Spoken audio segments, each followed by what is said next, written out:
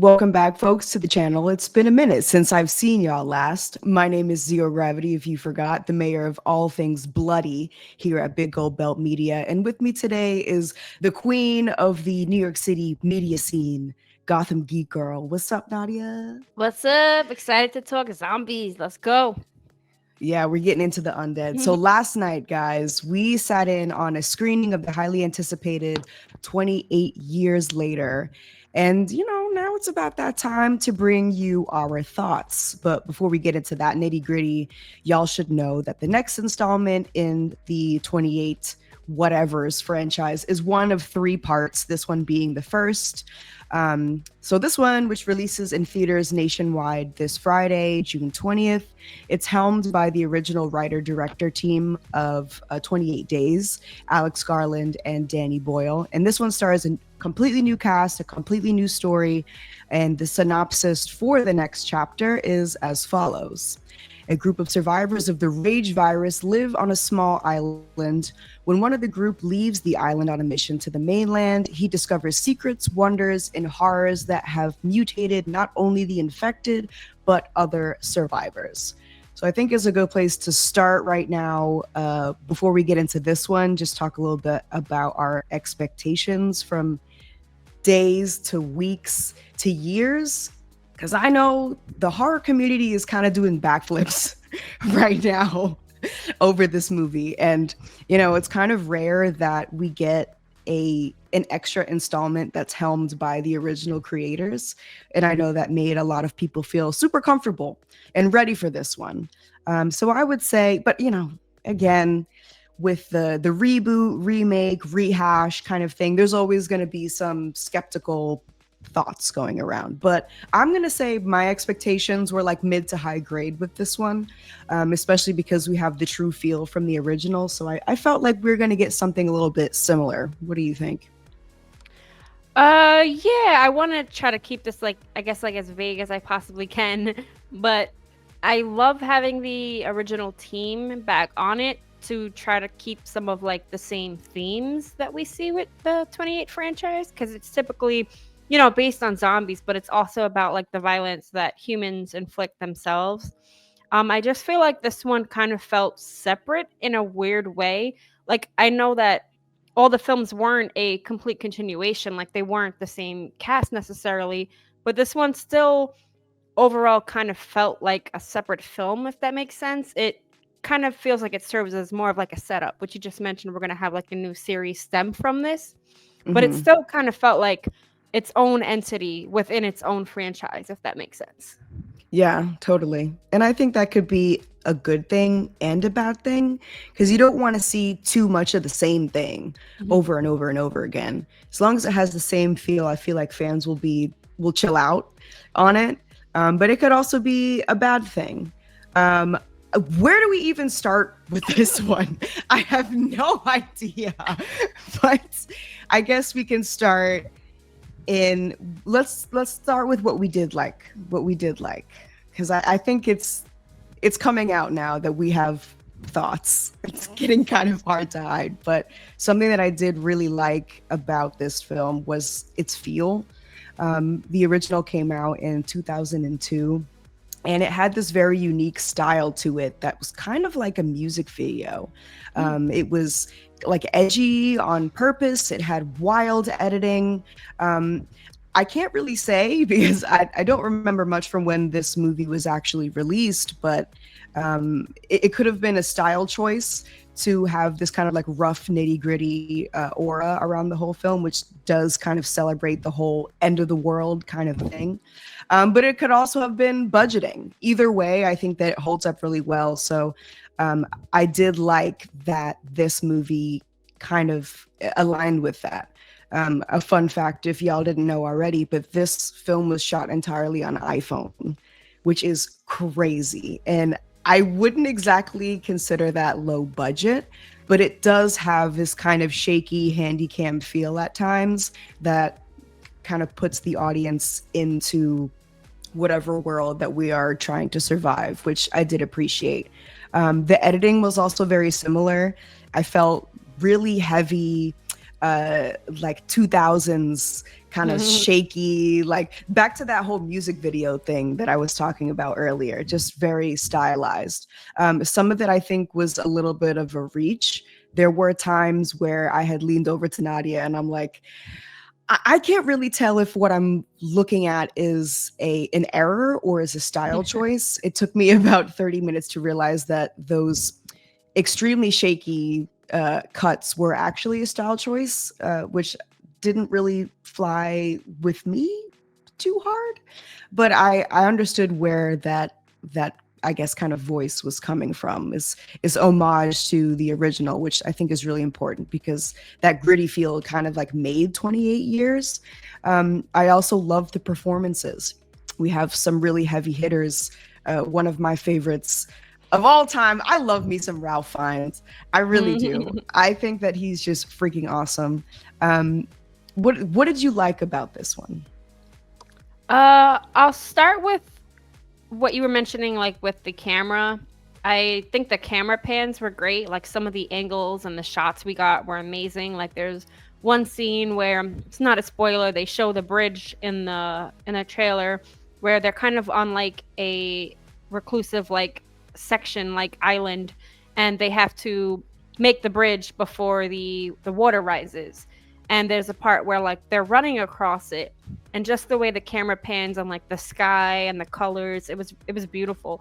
But there are some moments where it does look a little off, where the camera was like, are we in 2025 or are we in 2002? Right. Where it looked a little like, is it supposed to look like that? Is this our theater? Is the proportioning off? Like some things felt off. But there were some, like I mentioned, like the camera angles made it work and made it cool.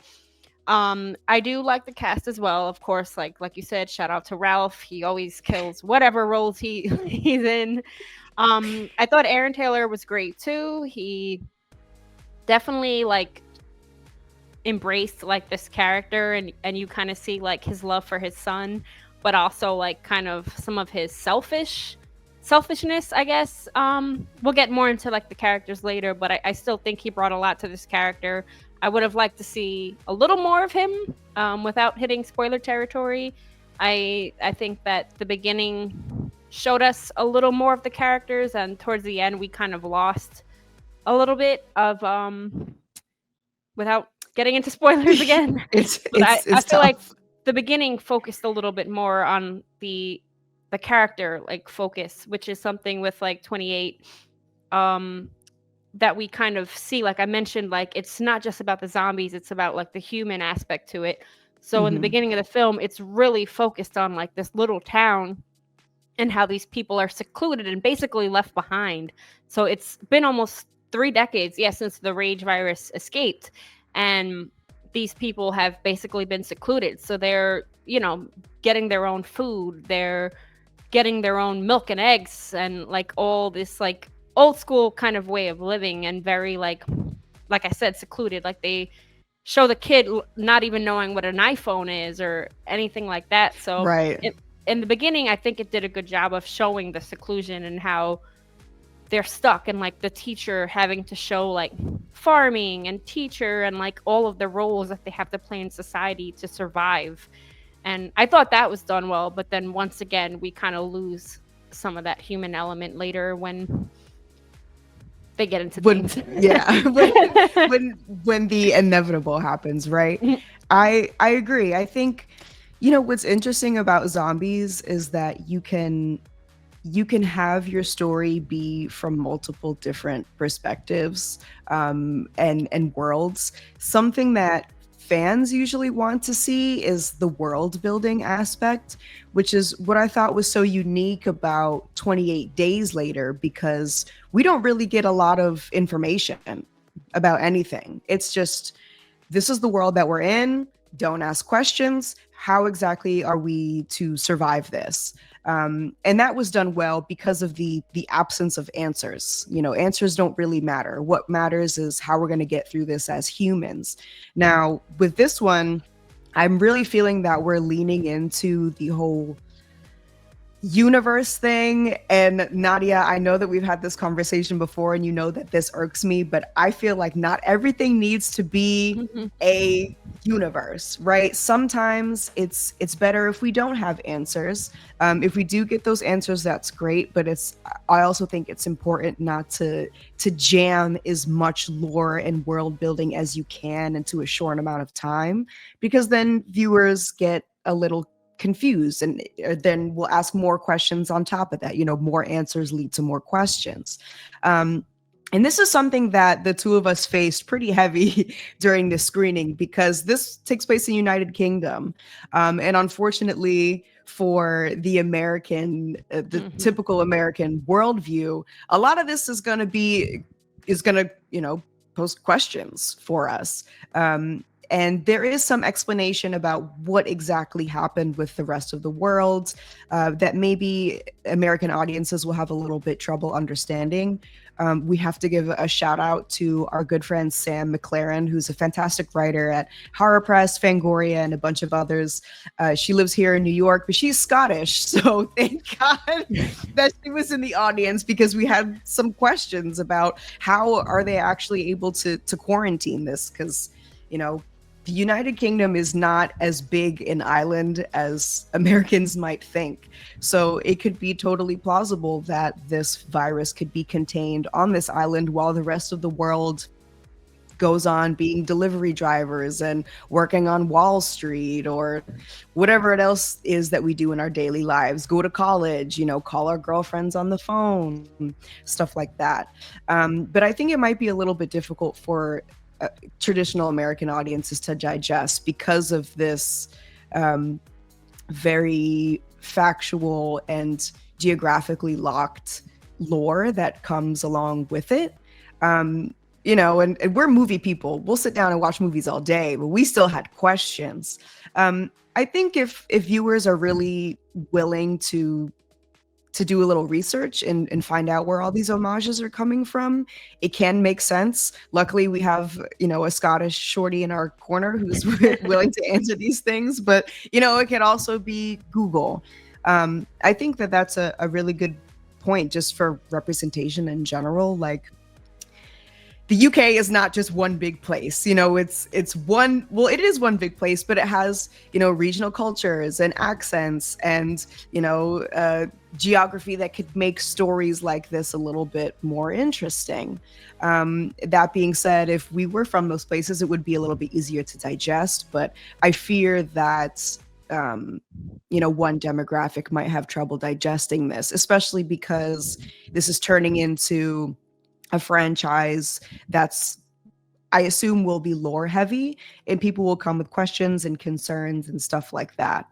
So there's a good side and a bad side to it, but I don't think that this film 28 years later is produced in the same vein of, we don't need to ask questions, we just need to survive. This is going to be more of a trilogy that explains the entire outside world, which, again, like we mentioned before, could be a good thing and a bad thing, as long as you are cautious with how much lore you're putting into one single movie. I think the way that I would have preferred it to be would be 3 separate stories that echo each other, as opposed to, I'm gonna say, like the superhero formula, or like the heavy sci-fi chronological formula, which is one big story that takes place over 3 movies. So there will be a lot of questions. There's clearly a very large cast that we have yet to get to know in the grand scheme of things. And I'm a little worried, honestly, about that, because I feel that this franchise is taking the Walking Dead turn in many different ways. And we all know how The Walking Dead turned out for its fans. Maybe it was a little bit too much crammed into one. And I don't know how fans will really digest this, because this is really a film that is meant to be a prologue. it's setting up what's coming for the rest of the franchise. And I just worry that fans will have fatigue after this one, especially because we're going to have to wait a couple months until the second installment, The Bone Temple, comes out. I don't know. I think that this is going to be kind of one that's for the hardcore fans because of its lore heavy turn that it's taking right now, if that makes sense. I feel like it's also leaving us with more questions about the zombies, the undead, the infected. Because like you mentioned, like in the other film, it was like, yes, that was a theme, but it was also, as I was talking about before, like the violence amongst humans. This one, I feel like, oddly enough, I wasn't as attached to the characters as I was in the first film. I think the first film, we followed their whole like journey, but I still felt more attachment than I did to the ones in this film. And in this film, ironically, we're left with more questions about the zombies than we should be, but also it like shifted its focus in a weird way. I like I mentioned, I don't want to spoil, but it shifted its focus in a weird way where I still didn't necessarily feel this attachment to the characters in moments when we absolutely should have. For some reason, the humans later in the film, I didn't feel as heaviness as I did with the first film. Because like the first film, remember when the army, they end up being like, you know, disgusting men trying to like impregnate these women and this little girl. Like that was heavy shit. Like there was a lot of themes in that where I was like, bro, humans are monsters. And in this, it's like weird how it plays out. It just completely shifted focus. And then back to the whole zombie thing. The zombies are evolving. Like in this film, they actually use the word zombie, which was interesting. They do, yes. That's the distinction that, like, for a long time, Danny Boyle was like very clear about, like, not using that word. And kind of like with this franchise, like reimagining the undead or the infected and how they move and like speed and more of like a Train to Busan kind of like element to them, where they're not just like, you know, typical like Romero zombies. And Boyle also returns to the scene with this, and it's 30 years later. Now we're seeing new kind of infected and an alpha and all these new elements, which it's not that we want answers, but they're kind of like skimming over them. It's like if you're introducing these new elements, make that the focus. And in a weird way, they get shifted to like a C-level villain. I don't know how to explain it without spoilers, but it's just, it was underwhelming for me, the way the alpha and like these mega infected were handled in this film, if that makes sense. I do agree. And I think that's because of all of these different focuses that you just mentioned coming in at the same time. Because, you know, we sit down thinking that the ultimate threat is going to be zombies, and it's going to be the way that humanity reacts when there is no law. We do have both of those, but then we have, in addition, we have this kind of family values thing that's going on, and trust of a family, and broken families. We have another conflict on top of that, which is kind of like a coming of age, because we do have this main character. He is a young boy, played by Alfie Williams. His name is Spike. He's a young 12-year-old boy who's learning to survive as a kid who grew up during the apocalypse. So now we have, in addition, this coming of age thing. When he goes outside to, you know, witness the horrors of the rest of the world, he's met with additional problems, which is dealing with other humans. So at this point, and then we have more familial issues, which is, you know, longing and loss in a family. So put those together, and that's like 5 villains. And you can't have one movie with 5 villains. 2, you definitely can, but you can't have 5 villains and then expect all of them to carry the same amount of weight against each other. So that being said, that's probably why we feel the way we do about these characters, because we're trying to, as the audience, you know, connect ourselves with something, but there's just too much to connect to, so we can't really focus on just one. And this movie's not even that long. I think it's a pretty average runtime.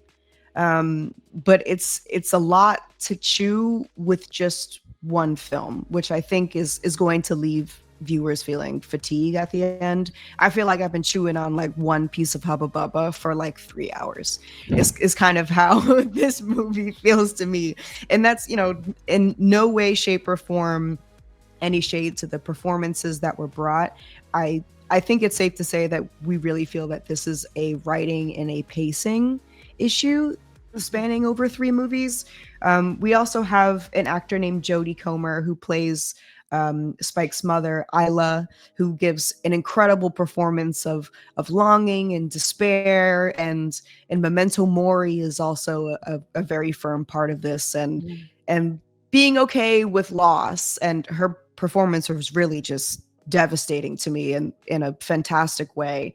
And her character met with Ralph Fiennes' character, who plays a man named Dr. Kelson, who is kind of like the harbinger of this, of the defeat of this longing and death, and kind of brings a little bit of spirituality to it as well, which makes me believe that this will transcend into the rest of them. But the performances are definitely all there, especially Aaron Taylor Johnson too, and Lord knows he needed a win for his recent track record, but everyone acted phenomenally in this. And the set design looked amazing also, like you said earlier, the colors and the camera angles. I do think there was a little bit shakiness with its editing, but I think this really is heavily a writing and pacing issue more than anything else, which is also hard for us because we walked into this movie with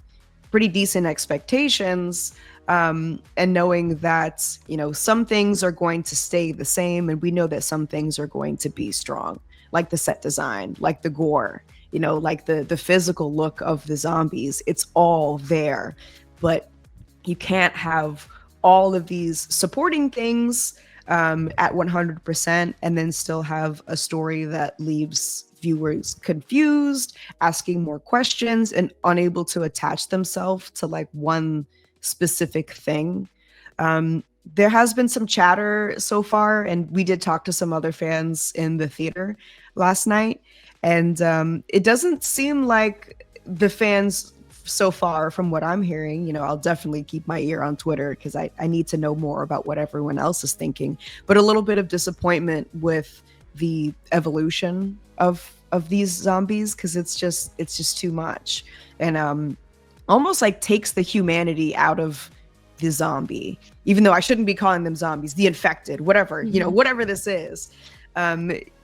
It takes the these were once people aspect out, and they just become monsters. And then, in addition to that, you have people being monsters. And the disconnect is a little bit too wide now, because we have zombies that were once people, and then we have people that's turned into monsters, and they're kind of right side by side. But now, because of the shift, they're kind of like really right on top of each other as villains, and it's very small separation between the two, which again just feeds back into our conversation on like, what are we supposed to hold on to here?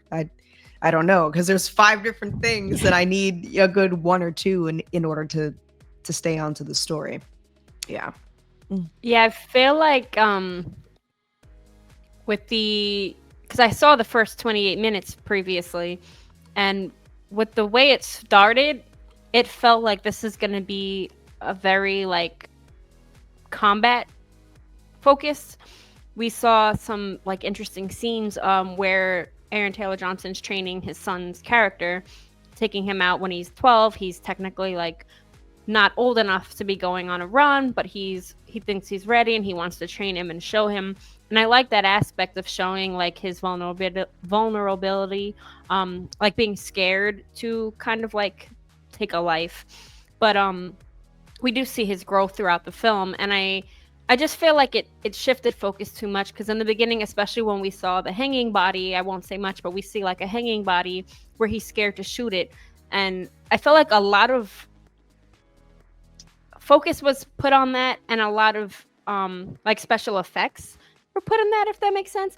And I felt like that shot was done very well, and I would have liked to see more of that in the film, because some of the other scenes felt more stylized, if that makes sense. Like they didn't Mm-hmm. necessarily show a lot of the combat. Like there's some shooting here and there, and like a lot of like heads being carried. But I feel like it lost a little bit of the fight combat aspect. Like they focus Mm-hmm. so much on that in the beginning, and then like later on it's just kind of like sporadically throughout the film. And then Totally. the humor for me at some moments worked. Like there's an army guy we're gonna meet, and he was absolutely hilarious because he's from our world, he's modern, he has an iPhone, he has a girl with a special face. I'll say that. I'll let audiences take that for what it is. But it was hilarious. But it felt like it fit in the film. It didn't feel too forced.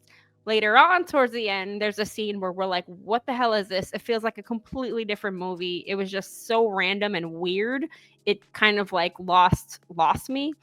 But we'll see going Mm-hmm. further how that's explored and ties into the next film. One of my friends, I'm going to shout out Matt from Den of Geek and Cinema. He had some kind of theory where he thinks it's in the kid's mind. Like he's Mm-hmm. playing on it, like kind of how his father played him up. So I was like, oh, I could kind of see that. Like maybe he's telling it from a kid's mind. Maybe that's why it's so random and cheesy. But we have no Mm-hmm. idea. That's just my friend's theory. But I was like, I like that Okay. more than that being what actually happens, because then otherwise it's like this movie became a joke and like a scary movie kind of thing, and that's so not 28 years. Yeah, and this is when it's also important to recognize the geographical impact of this apocalypse, because we have to remember that the rest of the world is doing fine. And it's just this island that's on quarantine, and everyone who is surviving there unfortunately cannot leave. And that being said, I don't know. It's that being, yeah, I wish I had better words to describe this, but that's really important to keep in mind with how other characters react, especially because we have some new characters added in the last third that we just have to wait months to find out who they are, what their deal is. Are they from this mainland? Did they come here with knowledge of the outside world? It, if you're not asking yourself those questions, and if you're not set on being in the theater to see what comes of that in the next installment, you are just going to end up like me in the theater, like, okay, we just decided to end the movie at the circus. That's what we decided to do right now. Okay, I get it, but I don't know, this formula I don't think works for horror in this way if it's not going to take like a Fear Street approach that was on Netflix a couple years ago, where each installment came out maybe 3 to 4 weeks from each other. So the community didn't have much time. It's like, back in the good old days when we had to wait a week before the next episode. It's not give me close to a year or however many months we have to wait so I can forget about my frustration, and by the time the next installment comes around, I don't really care. You know what I mean? Definitely not my cup of tea. I do imagine that a lot of criticism that will come will be on that last the way that we left the film. It's really hard for me, honestly, to pull out the things that I loved about it, just because the dramatic error on the writing and editing, or maybe not, a little bit of editing, but mostly writing and pacing was just so grand. And I feel really disappointed. Like, I'm not even going to lie to you. You think that you would have safety in the original artists taking back their IP, taking back their property. But something about it just seemed way too grand to me. It was a complete, we shot the arrow at like a 95-degree angle, and then it just landed straight back at our feet instead of actually giving us distance. You know what I mean? And it was a good shot. And like we talked about before, there was a lot of things that were beautiful about this, performances and coloring and zombie design, but it just seemed like way too much. And if I could get a little technical for a second in terms of like zombie lore, um, again, too much, way too much. I think, the movies like this come out and I realize that I'm actually a damn purist. I am a zombie purist. If I could have it my way, we would have Romero zombies until the end of time. As soon as you start throwing in all of these additional aspects to the lore, they can do this, they can do that. There's a second breed of zombies that can do this and can do that. Fatigue sets in. And it's the same fatigue that we felt with The Walking Dead. And maybe I'm crazy, but we should have used that as a warning, because that was kind of going down the same road. It's a fantastic IP, fantastic source material. And as soon as you try to stray away from that and grow it into something more of an empire, people get tired and they will jump ship. I'm definitely going to be in the theater to see the next installment, especially because I need to know what the hell Nia DaCosta is going to do. I need to find out, but it's going to be out of spite. I'm going to be real with you. I'm going to watch the second installment out of spite. And I think that second installment needs to come very soon. Otherwise, I fear for the survival of the third chapter, because I don't think that they've shot it yet. Yeah, that's a beautiful word to use. Yeah. Also, did you peep the alpha? At one instance, I was like, "Is that Jason Momoa?" Yes, it's a different race now, and this is a completely new world than just, oh shit, people are dying and coming back to life, risen as undead. It's a whole nother ball field now with medical terms, and I'm feeling there's going to be this sort of spirituality that Ralph Fiennes' character brings into it, and it's just too grand. I really think it's just too grand. If they were to minimize a lot of that outside information and give us bits and pieces as the story goes, I think it would be more digestible. But I can barely call this its own story as much as it is a setup for what's going to come next. And I just don't think it worked. Yeah. I just think it being almost 3 decades later, like, I understand some kind of like evolution, but for it to have been this long, I feel like this film should have established what that evolution is a little more, instead of making this a prequel film. Kind of, if they would have tied it more into the previous 2 films in some way to have not necessarily an Easter egg, but some kind of connection to the other films. Mm-hmm. Like, honestly, I don't even think you need to watch the first 2 to watch this movie. Like, it just felt like it's completely own entity, and it was very strange because the zombies didn't feel like the same infected from the first film at all. So I wish they would have explored what these like fat crying babies are, like these bloated fat crying babies. Like, right, what the hell is happening right now? And I was kind of annoyed with that. Like, we're just gonna have to wait to the next film, and hopefully they touch on like, why do they look like this? Have they just been like eating like mud? Like, what's happening? Worms, and somehow like gaining like an excessive amount of calories just from eating dirt and worms. Like, okay, whatever. I guess we will just have to sit tight, shut the hell up, and find out in a couple months for the Bone Temple. But like a very shallow complaint that I have, and I'll stop complaining after this, I promise. But why are all these zombies naked? Yeah, I don't like that all these zombies are naked, because the whole point of having reanimated humans is that they, what's scary is about it is that they were once people. Exactly. They were once people, but you take their clothes off and turn them into monsters, not, once humans, just straight up monsters. And it takes the dread out of it, the fear of dying, the fear of something happening to your body and becoming something else. It's just completely removed of, the ex-humanity that it was supposed to have. Maybe that was supposed to make them scarier and more monster-like, but I think as someone who lives and breathes zombies, the the closeness to humanity is what is so scary about Hmm. zombies, and the way that humans who are still have their breath react to that. It makes them kind of similar. That's what's scary. It's not just crazy entity that's running and screaming after me. I am really not a fan. A lot of those scenes that I should have loved, with hordes of zombies running towards you, I felt some sort of disconnect, because I don't feel like this could be my Mima who I just let go, and my English teacher who I used to love, and now she's trying to rip my throat out. I don't 100%. have that anymore. It's just a complete other. And I'm unhappy about it. I really am.